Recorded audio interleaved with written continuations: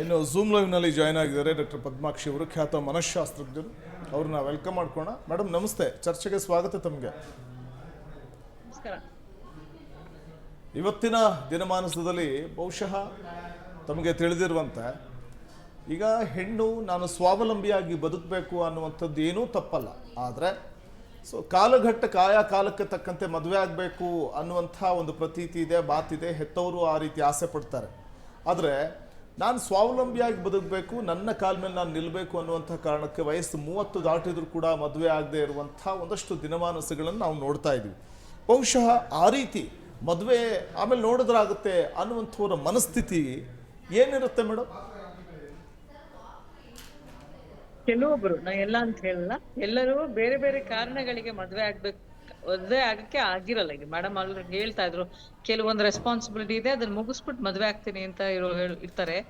ಕೆಲವೊಬ್ಬರಿಗೆ ರೆಸ್ಪಾನ್ಸಿಬಿಲಿಟಿಯನ್ನ ತಗೊಳಕ್ಕೆ ರೆಡಿ ಇಲ್ಲ ಅವ್ರು. ಅಯ್ಯೋ ನನಗೆ ಯಾಕೆ ಆ ಕಷ್ಟ, ಯಾರೋ ಹೇಳಿದ್ದಾರೆ, ನನ್ನ ಫ್ರೆಂಡ್ ಯಾರಿಗೋ ಸಮಸ್ಯೆ ಆಯ್ತು, ನಾನ್ ಯಾಕೆ ಅಷ್ಟೊಂದು ಕಷ್ಟ ಅನ್ಭವಿಸ್ಬೇಕು, ಮದ್ವೆ ಅಂದ್ರೇನೆ ಕಷ್ಟ. ಕೆಲವೊಂದು ಯಾವ್ದೋ ಸೀರಿಯಲ್ಗಳು ಅಥವಾ ಸಿನಿಮಾಗಳಲ್ಲಿ ನೋಡಿ ಮದ್ವೆ ಅಂದ್ರೇನೆ ಕಷ್ಟ, ಗಂಡನ್ ತಡ್ಕೋಬೇಕಾಗುತ್ತೆ, ಅತ್ತೆ ಮಾವನ್ ತಡ್ಕೋಬೇಕು, ಅದಾದ್ಮೇಲೆ ಮಕ್ಳು ಮದ್ವೆ ಮಾಡ್ಕೊಂಡು ಇದರಲ್ಲಿ ನನ್ನ ಇಂಡಿವಿಜುವಲಿಟಿನೇ ಕಳೆದೋಗುತ್ತೆ, ನನ್ನ ಫ್ರೀಡಮೇ ಕಳೆದೋಗ್ಬಿಡುತ್ತೆ, ನನಗೆ ಸ್ವತಂತ್ರತೆನೇ ಇರಲ್ಲ. ಸೊ ಹಾಗಾಗಿ ನನಗೆ ಮದ್ವೆ ಆಗಲ್ಲ. ಯಾಕಂದ್ರೆ ಎಷ್ಟು ಆಂಗ್ಸೈಟಿ ಇರುತ್ತೆ ಒಳಗಡೆಯಿಂದ, ತುಂಬಾ ಆತಂಕದ ಸಮಸ್ಯೆ ಇರೋರ್ಗೆ ಈ ತರದ ಮದುವೆ ಅನ್ನೋ ರಿಲೇಶನ್ಶಿಪ್ ಬಂಧನಗಳನ್ನ, ಅದು ಬಂಧನ ಅಂತ ನೋಡ್ತಾರೆ, ಇಟ್ ಇಸ್ ಅ ರಿಲೇಶನ್ಶಿಪ್ ಅಂತ ನೋಡಲ್ಲ. ಅದನ್ನ ಮ್ಯಾನೇಜ್ ಮಾಡಕ್ ಆಗಲ್ಲ, ನನಗ್ ಬೇಡವೇ ಬೇಡ ಅಂತ ಹೇಳಿ ತುಂಬಾ ಜನ ಆ ತರದ ಡಿಸಿಷನ್ಸ್ ಗಳು ತಗೊಳ್ಳೋಂತ ಸಾಧ್ಯತೆ ಇರುತ್ತೆ. ಕೆಲವೊಂದು ಫ್ಯಾಮಿಲಿಗಳಲ್ಲಿ ವಲ್ನರಬಿಲಿಟಿ, ಬ್ರೋಕನ್ ಫ್ಯಾಮಿಲೀಸ್ ಇರ್ಬೋದು, ಫ್ಯಾಮಿಲಿಯಲ್ಲಿರುವಂತ ಸಮಸ್ಯೆಗಳನ್ನ ನೋಡ್ತಿರ್ಬೋದು, ಅಥವಾ ಫ್ಯಾಮಿಲಿಯಿಂದ ಹೊರಗಡೆ ಬಂದಿರ್ಬೋದು ಬೇರೆ ಬೇರೆ ಕಾರಣಗಳಿಗೆ. ಆವಾಗ ಸಮಾಜನೇ ಕಷ್ಟ ಇದೆ, ನಾನೊಬ್ರೆ ಇದ್ರೆ ಫ್ಯಾಮಿಲಿ ಮದುವೆ ಮಾಡ್ಕೊಂಡ್ಬಿಟ್ರೆ ಎಲ್ಲರೂ ನನಗೆ ಹಿಂಸೆ ಕೊಡ್ತಾರೆ ಅನ್ನೋ ಒಂದು ತಪ್ಪು ಕಲ್ಪನೆಗಳು ಇರುವಂತ ವ್ಯಕ್ತಿಗಳು, ತಪ್ಪು ನಂಬಿಕೆ ತಿಳುವಳಿಕೆಗಳಿರುವಂತವ್ರು ಈ ತರದ ಒಂದು ಆಲೋಚನೆ ಮಾಡುವಂತ ಸಾಧ್ಯತೆ ಇರುತ್ತೆ. ಬಹುಶಃ ಆ ರೀತಿ ಒಂದು ಮನೋಭಾವನೆಯನ್ನ ಹೊಂದುವಂಥವ್ರು ಈ ಫಿಯರ್ ಆಫ್ ಕಮಿಟ್ಮೆಂಟ್ ಅನ್ನುವಂಥದ್ದೇನಿದೆ, ಬಹುಶಃ ಅಂಥ ಒಂದು ಮನಸ್ಥಿತಿಗೆ ತಲುಪಿರ್ತಾರ ಅಂತ.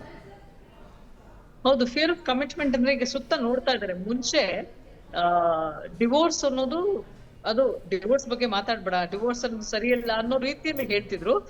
ಏನು ಆಪ್ಷನ್ ಇಲ್ಲದೆ ಹೋದ್ರೆ ಡಿವೋರ್ಸ್ ತಗೋಬೇಕು ಅನ್ನೋ ತರ ಇದ್ದಾಗ, ಈಗ ಡಿವೋರ್ಸೇ ಫಸ್ಟ್ ಆಪ್ಷನ್. ಮದುವೆ ಆಗಿ ಇನ್ನು 3 ದಿನಕ್ಕೇನೆ ನಿನ್ ಸರಿಗಿಲ್ಲ ಡಿವೋರ್ಸು, ನೀನೇನೋ ಕಮೆಂಟ್ ಮಾಡ್ತೀಯ ಡಿವೋರ್ಸು, ನೀನ್ ಟಾಕ್ಸಿಕ್ ಸರಿ ಅದಕ್ಕೆ ಡಿವೋರ್ಸು.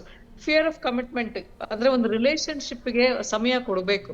ಯಾವುದೇ ರಿಲೇಶನ್ಶಿಪ್ ಒಂದು ವಿಚಾರನ ಅರ್ಥ ಮಾಡ್ಕೊಳಕ್ಕೆ, ವ್ಯಕ್ತಿಯನ್ನ ಅರ್ಥ ಮಾಡ್ಕೊಳಕ್ಕೆ, ಆ ಸಿಚುವೇಶನ್ ಅರ್ಥ ಮಾಡ್ಕೊಳಕ್ಕೆ, ಅದ್ ಏನು ಸರಿ ಯಾವ್ದು ತಪ್ಪು ಯಾವ್ದು, ಆ ವ್ಯಕ್ತಿಗೆ ಇಷ್ಟ ಏನು ಕಷ್ಟ ಏನು, ನನಗೆ ಏನ್ ಇಷ್ಟ ನನಗೇನ್ ಇಷ್ಟ ಆಗಲ್ಲ, ನಮ್ಮಿಬ್ಬರಲ್ಲೂ ನಾವು ಏನು ಕೊಡ್ಬೋದು ಏನು ತಗೋಬಹುದು, ಇವೆಲ್ಲವೂ ಅರ್ಥ ಮಾಡ್ಕೊಳಕ್ಕೆ, ಈ ಎಲ್ಲ ಕಮ್ಯುನಿಕೇಶನ್ ಬೆಳೆಯಕ್ಕೇನೆ ಸಾಕಷ್ಟು ಸಮಯ ಬೇಕಾಗತ್ತೆ. ಇವ್ರಿಗೆ ಎಷ್ಟು ಮಟ್ಟಕ್ಕೆ ಫಿಯರ್ ಆಫ್ ಕಮಿಟ್ಮೆಂಟ್ ಅಂದ್ರೆ ಸಮಯ ಕೊಡಕ್ಕೆ ರೆಡಿ ಇಲ್ಲ. ಹೇಳಿದ್ನಲ್ಲ, ಆಂಗ್ಸೈಟಿ. ಗಂಡ ಅಂದ್ರೇನೆ ಹಿಂಸೆ ಕೊಡ್ತಾನೆ, ಅತ್ತೆ ಮಾವ ಅಂದ್ರೇನೆ ಹಿಂಸೆ ಕೊಡ್ತಾರೆ, ಮಕ್ಳು ಅಂದ್ರೇನೆ ರೆಸ್ಪಾನ್ಸಿಬಿಲಿಟಿ, ಇವ್ರು ಯಾರು ನನ್ ಕಷ್ಟನ ಅರ್ಥ ಮಾಡ್ಕೊಳ್ಳಲ್ಲ. ಈ ರೀತಿ ಆದಂತ ಬರೀ ನೆಗೆಟಿವ್ ಆಲೋಚನೆಯಲ್ಲಿ ಇದ್ದಾಗ್ಲೇ ಸಹ ಫಿಯರ್ ಆಫ್ ಕಮಿಟ್ಮೆಂಟ್ ಫೋಬಿಯಾ ಜಾಸ್ತಿ ಆಗಿ ಮದ್ವೆನೇ ಬೇಡ, ರಿಲೇಶನ್ಶಿಪ್ ಬೇಡ, ರೆಸ್ಪಾನ್ಸಿಬಿಲಿಟಿನೇ ಬೇಡ ಅಂತ ಹೇಳಿ ಹೆಣ್ಮಕ್ಳು ಇತ್ತೀಚಿನ ದಿನಗಳಲ್ಲಿ ಮದುವೆನೇ ಬೇಡ ಅಂತ ಹೇಳಿ ಡಿಸಿಷನ್ ತಗೊಂತಿರೋರು ಜಾಸ್ತಿ ಇದಾರೆ. ಆಮೇಲೆ ಆ ವೆರಿ ಯಂಗ್ ಏಜ್ ಅಲ್ಲಿ ಮದ್ವೆ ಬೇಡ ಅಂತ ಹೇಳಿ ಸ್ವಲ್ಪ ವಯಸ್ಸಾದ್ಮೇಲೆ ನನಗೂ ಮದ್ವೆ ಬೇಕಿತ್ತು, ನನ್ಗೊಂದು ಫ್ಯಾಮಿಲಿ ಬೇಕಿತ್ತು, ನನಗೊಬ್ರು ಬೇಕಿತ್ತು, ನನ್ನ ಕಷ್ಟ ಸುಖಗಳನ್ನ ಹೇಳ್ಕೊಳಕ್ ಒಬ್ರು ಬೇಕಿತ್ತು, ನನಗ್ ಮಗು ಬೇಕಿತ್ತು ಅಂತಾನೆ ತುಂಬಾ ಅದ ಫೀಲ್ ಆಗಿರೋರು ಇದ್ದಾರೆ. ಸೊ ಹಾಗಾಗಿ ಇನಿಷಿಯಲಿ ಯಾರಿಗೋ ಜೀವನ ಸರಿ ಹೋಗ್ಲಿಲ್ಲ, ನಂದು ಹಂಗೆ ಆಗ್ಬಿಡ್ತೇನೋ ಅನ್ನೋ ಭಯದಲ್ಲಿ ಬಹಳಷ್ಟು ಜನ ಮದ್ವೆ ಮಾಡ್ಕೊಂತ ಇಲ್ಲ.